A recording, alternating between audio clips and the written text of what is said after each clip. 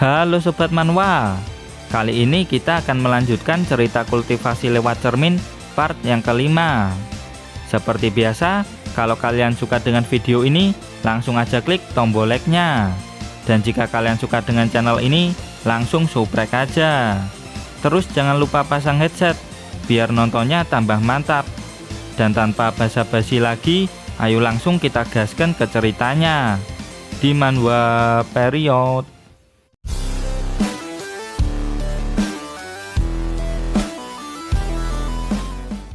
Terlihat Feng Yun yang lagi diuber-uber sama semut merah raksasa satu kabupaten. Tiba-tiba monster kadal hitam muncul entah dari mana dan langsung lari, antara mau mengejar Feng Yun atau mau ikut lari dari serbuan monster semut merah raksasa. Untung ada kadal sang penyelamat. Feng Yun langsung refleks membunuhnya dan mengalihkan perhatian semut merah raksasa dengan menggunakan mayat sang kadal penyelamat. Singkat cerita, Feng Yun udah nyampe rumah. Dia masuk lewat jendela. Dirinya bersyukur karena kadal hitam penyelamat tiba-tiba muncul dan membuatnya bisa lolos dari kejaran pasukan monster semut merah. Besok-besok akan kukurangi kesombonganku, biar nggak kena karma lagi. Gara-gara diuber-uber monster, penghasilanku hari ini jadi menurun drastis, batin Feng Yun. Saat Feng Yun mau keluar kamar, ada sebuah tangan yang menggapainya. Ternyata itu adalah Suhu Botak. Dan dewas! Ibu kepala panti marah ke Feng Yun, tapi yang kena pukul malah gundulnya si Suhu Botak. Ibu panti langsung minta maaf. Dikira Feng Yun, ternyata Suhu Botak. Lalu Suhu Botak menjelaskan maksud kedatangannya, yaitu pihak akademi memperbolehkan Feng Yun buat belajar sendiri dan memberikan sebuah hadiah padanya. Dengan hadiah ini, pihak akademi berharap supaya Feng Yun bisa bertambah lebih kuat lagi. Setelah melihat hadiahnya, mata Feng Yun langsung berbinar-binar. Itu merupakan pil Yuan yang harga satu pilnya bisa sampai jutaan dolar. Bahkan pil ini adalah pil tingkat 3 yang hanya bisa dibeli di pusat kota. Ibu panti refleks hampir pingsan setelah mengetahui harganya. Setelah menyelesaikan tujuannya, Suhu Botak langsung izin pamit. Feng Yun gak nyangka kalau suhu besar sampai memberinya pil Yuan ini. Tapi dia khawatir kalau ini cuman prank dari akademi. Prank gundulmu, itu pil Yuan asli, Cil, ujar Guin dari dunia cermin. Di kamarnya, Feng Yun mulai mengkonsumsi pil Yuan. Energi Yuan mulai memasuki tubuhnya. Feng Yun merasakan rasa sakit yang teramat sangat. Rasanya seperti seluruh sel di dalam tubuhnya itu dicabik-cabik. Tingkatan pil itu terlalu tinggi buatmu. Kalau gini kau bisa mati. Cepat gunain teknik Turtle Snake Forging, teriak Guin dari dunia cermin. Dia nggak nyangka kalau ada item yang bisa membunuh penggunanya. Soalnya saat di dunia sebelumnya dia nggak pernah dengar ada item kayak gitu. Feng Yun langsung menggunakan kekuatan Turtle untuk memperkuat tubuhnya dan kekuatan Snake untuk melancarkan energi Yuan di dalam tubuhnya. Pertama-tama Feng Yun melakukan teknik pernafasan, terus dilanjutkan sekot jam, lalu push up satu tangan, dan energi Yuan pun sudah mulai bisa dia kendalikan. Beberapa hari kemudian, Feng Yun sudah bisa menguasai energi Yuan di dalam tubuhnya. Sekarang dia tinggal mengkultivasi darahnya dan naik ke ranah petarung seni bela diri. Kebanyakan orang berhenti di tahap ini. Mereka butuh bertahun-tahun untuk naik ke tahap selanjutnya. Dan gara-gara bantuan dari pil Yuan yang diberikan suhu besar, Feng Yun akhirnya bisa melewatinya. Kalau atribut petarung seni bela diri menggunakan energi Yuan untuk mengubahnya menjadi Ki murni, maka Feng Yun butuh bakat atribut tingkat tinggi. Saat mau berjalan keluar, dia kayak melupakan sesuatu. Ternyata dia lupa makan. Dan gak pakai lama, Feng Yun langsung melahap semua makanan yang ada di meja makan. Singkat cerita, Feng Yun sudah berada di hutan Dark Snow. Kau tenang saja Xiaolan, aku akan bertambah kuat dan membuat panti asuhan jauh dari yang namanya kemiskinan, batin Feng Yun. Tak terasa seminggu sudah berlalu. Feng Yun masih belum menemukan monster dengan bakat atribut tingkat tinggi. Dan tak lama kemudian, Feng Yun menemukan papan peringatan yang intinya bertuliskan kalau tim penyelamat tidak akan datang menyelamatkan siapapun yang masuk ke dalam sana. Feng Yun bodoh amat sama papan itu. Semakin berbahaya tempat, maka sumber dayanya akan semakin berharga. Singkat cerita, Feng Yun udah nyampe di sebuah danau. Dia melemparkan sesuatu ke danau tersebut untuk memancing monster keluar dari dalam danau. Dan tak lama kemudian, monster ikan sisik biru keluar dari danau. Feng Yun langsung terkejut dan refleks mengeluarkan skill tebasan pedangnya yang kuat. Dan sering, monster ikan itu pun langsung mokat, terbelah jadi dua. Feng Yun gak nyangka kalau ternyata tebasan pedangnya bisa sekuat itu. Di dunia cermin, Guin langsung memproyeksikan monster ikan itu biar bisa di farming sama Feng Yun. Lalu di belakang Feng Yun muncul siluet orang yang ingin mengambil daging monster ikan yang baru saja dibunuh Feng Yun. Orang itu bernama Zhong Yun Miao. Dia seorang petarung seni bela diri tingkat menengah. Di dunia cermin, Guin juga langsung memproyeksikannya. Soalnya drop dan skill dari orang ini lumayan kuat. Di dunia nyata, Yun Miao memperingatkan Feng Yun supaya jangan lama-lama di zona danger seperti ini. Terus tanpa dosa, dia mengambil mayat monster ikan dan tidak mau membaginya dengan Feng Yun.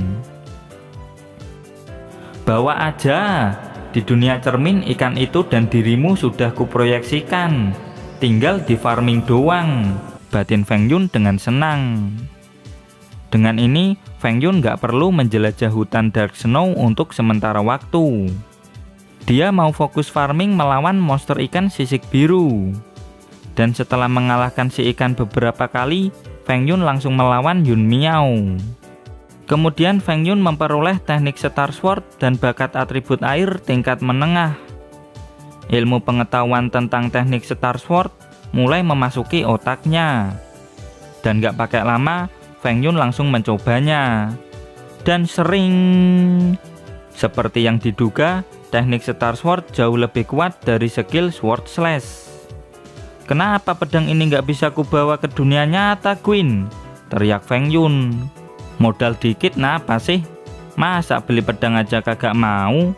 Ucap Guin. Sekarang Feng Yun mencoba bakat atribut air yang baru dia peroleh.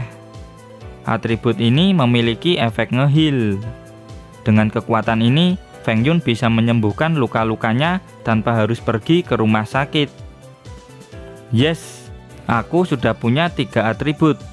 Dengan ini, aku bisa naik menjadi petarung seni bela diri dengan cepat, batin Feng Yun. Kemudian Feng Yun mau jalan-jalan sebentar. Dan di luar panti asuhan, sudah ada sekelompok gangster yang mau menyerang panti. Woi bocil, apa kau lihat-lihat?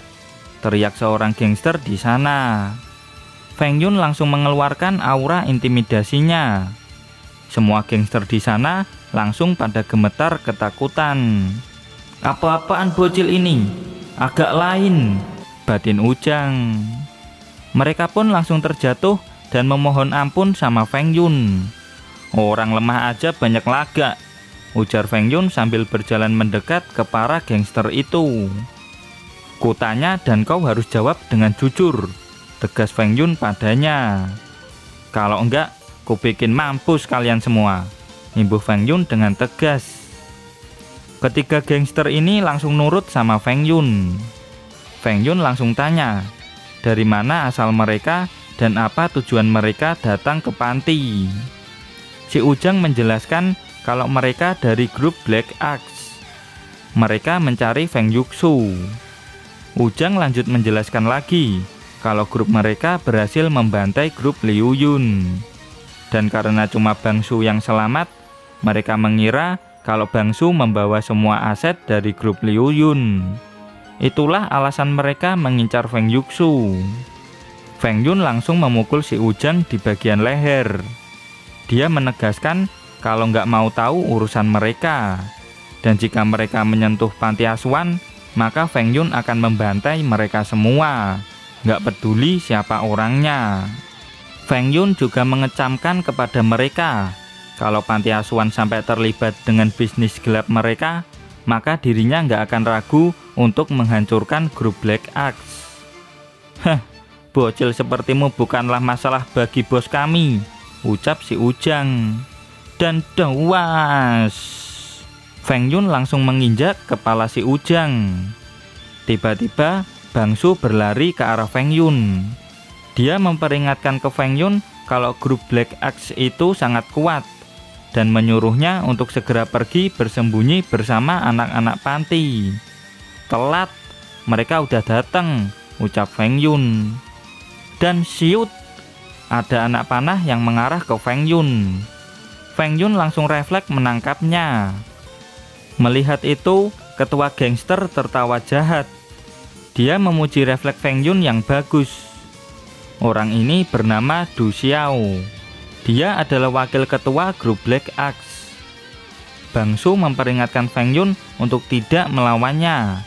Soalnya Pak Wakil Ketua ini sangat kuat. Hahaha, berbahagialah karena akan mati di tanganku, ujar Pak Wakil. Sayang sekali, sekarang panti asuhan itu akan musnah, imbuh Pak Wakil. Jangan seret keluargaku dalam masalah ini. Urusanmu itu denganku, brengsek, umpat Bangsu. Du Xiao cuma senyum-senyum doang setelah mendengar umpatan Bangsu. Kemudian ibu kepala panti menyuruh Bangsu dan Feng Yun buat masuk ke dalam. Kemudian Pak Wakil menyuruh anak buahnya untuk menyerang dan membunuh semua yang ada di panti asuhan itu. Bangsu langsung minta maaf dalam batin, karena gara-gara dia semua hal buruk ini bisa terjadi. Tiba-tiba terdengar suara teriakan dari para bawahannya Du Xiao. Dan saat Bangsu membuka mata, dia dibuat terkejut. Semua anak buah Du Xiao sudah mokat tergeletak di tanah. Dan yang membantai mereka semua adalah Feng Yun. Sekarang cuma menyisakan Du Xiao. Dan gak pakai lama, Feng Yun langsung meluncur dan melesatkan anak panah dengan full power. Dan jelep, Du Xiao pun langsung mokat. Apa? Bahkan aku saja bukan tandingan Du Xiao, tapi Feng Yun bisa membunuhnya dengan sangat ezet, batin Bangsu. Lalu Feng Yun menyuruh Bangsu untuk menunjukkan jalan ke markas grup Black Axe. Feng Yun ingin membantai grup tersebut, tapi Bangsu berusaha menghentikannya. Kemudian Feng Yun meyakinkan ibu kepala panti kalau mereka tetap dibiarkan, maka akan membahayakan panti asuhan. Bangsu bersikeras menghentikan Feng Yun yang masih berada di tahap petarung seni bela diri tingkat menengah. Tapi sekarang Feng Yun sudah naik menjadi petarung seni bela diri tingkat atas. Setelah melihat aura Feng Yun, ibu kepala panti memutuskan untuk tidak menghentikan Feng Yun. Tapi dia akan segera menelpon polisi untuk segera menyelesaikan masalah ini. Lalu ibu kepala panti memanggil Xiaolan. Xiaolan langsung membawakan perlengkapan yang Feng Yun butuhkan untuk membantai grup Black Axe. Dari belakang, ibu kepala panti jadi yakin kalau uang $200.000 itu pasti dari Feng Yun. Feng Yun, aku senang kau sudah tumbuh dewasa, batin ibu kepala panti. Di markas Black Axe, mereka semua sedang pesta karena sudah menyingkirkan grup Liu Yun. Dan setelah Pak Wakil kembali membawa aset dari grup Liu Yun yang dibawa Bangsu, mereka akan menjadi grup terkuat di wilayah pinggiran kota Xingyao. Lalu ada yang teriak kalau Pak Wakil sudah kembali. Dan dawas, ada sebuah kantong kain yang terlempar ke arah ketua grup Black Axe. Ternyata yang kembali cuman kepalanya Pak Wakil doang. Melihat itu, para anak buah grup Black Axe mulai panik. Mereka nggak nyangka kalau Pak Wakil mereka sampai terbunuh. Si ketua malah tersenyum senang setelah melihat itu. Lalu dari arah pintu sudah ada bocil OP di sana. Tidak kusangka seorang bocil mampu membunuh tangan kananku, teriak ketua sambil melompat ke arah Feng Yun. Duel antara bos gangster melawan bocil OP akan segera dimulai. Sial, jadi ini aura saat petarung seni bela diri tingkat atas saling bertarung, batin Bangsu. Meskipun di ranah yang sama, Bangsu masih belum yakin kalau Feng Yun bisa menang. Di depan, Feng Yun mampu menahan serangan bos geng tersebut dengan skill Golden Bell. Setelah melihat skill itu, Bangsu nyaris gak percaya. Bos geng langsung mengeluarkan serius punch ke Feng Yun. Tapi Feng Yun cuma membalasnya dengan normal punch. Dan dewas. Bos geng pun langsung terhempas. Tiba-tiba Feng Yun bergerak dengan cepat ke belakang bos geng. Dan dewas. Serius punch dari Feng Yun membuat gempa kecil di markas grup Black Axe. Apa-apaan bocil itu? Agak lain anjir, teriak anggota grup Black Axe dalam hati. Apa? Bos geng kalah, batin Bangsu. Bos geng sudah terkapar lemas di bawah Feng Yun. Ampuni aku Cil, ucap bos geng. Dan dewas. Aku bukan MC naif seperti di anime-anime. Mampus kau, tegas Feng Yun. Sisanya aku serahkan padamu Bangsu, ucap Feng Yun. Anggota grup Black Axe yang tersisa langsung kena mental. Bangsu pun menuruti perkataan Feng Yun. Lalu semua anggota Black Axe yang tersisa langsung tunduk di hadapan Feng Yun. Mereka lebih takut sama bocil ketimbang diriku ya, batin Bangsu. Feng Yun pun langsung pergi dari markas grup Black Axe. Dan saat berjalan, tiba-tiba ada notifikasi dari akademi. Kompetisi antara 4 akademi besar di wilayah luar akan segera dimulai, yaitu antara Akademi Highland, Akademi 10,000 Phoenix, Akademi Changyun, dan Akademi Mose akan diadakan pada tanggal 1 Agustus nanti. Apa yang kau tunggu-tunggu datang juga tuh, ucap Guin. Dengan memenangkan kompetisi ini, Feng Yun akan bisa pindah ke wilayah Xingyao bagian dalam. Jadi ini alasan suhu besar memberi kupil Yuan. Lihatlah nanti suhu besar, aku tidak akan mengecewakanmu, ucap Feng Yun dengan penuh percaya diri. Ingat, meskipun kau udah OP, tetap nggak boleh sombong ya. Nanti kena karma lagi loh, ucap Guin pada Feng Yun. Lalu di dunia nyata, Bangsu melaporkan kalau sisa anggota Black Axe sudah di bawah kendalinya. Terus Feng Yun mengingatkan Bangsu untuk jangan terlalu bergantung pada kekuatan orang lain. Bangsu harus berlatih supaya bisa menjadi lebih kuat. Aku sudah melihat kekuatanmu. Aku akan bertambah kuat sampai sekuat dirimu, teriak Bangsu. Lalu Feng Yun menyerahkan panti asuhan ke Bangsu. Kalau nanti Bangsu kesulitan saat melindungi panti asuhan, Feng Yun akan datang membantunya.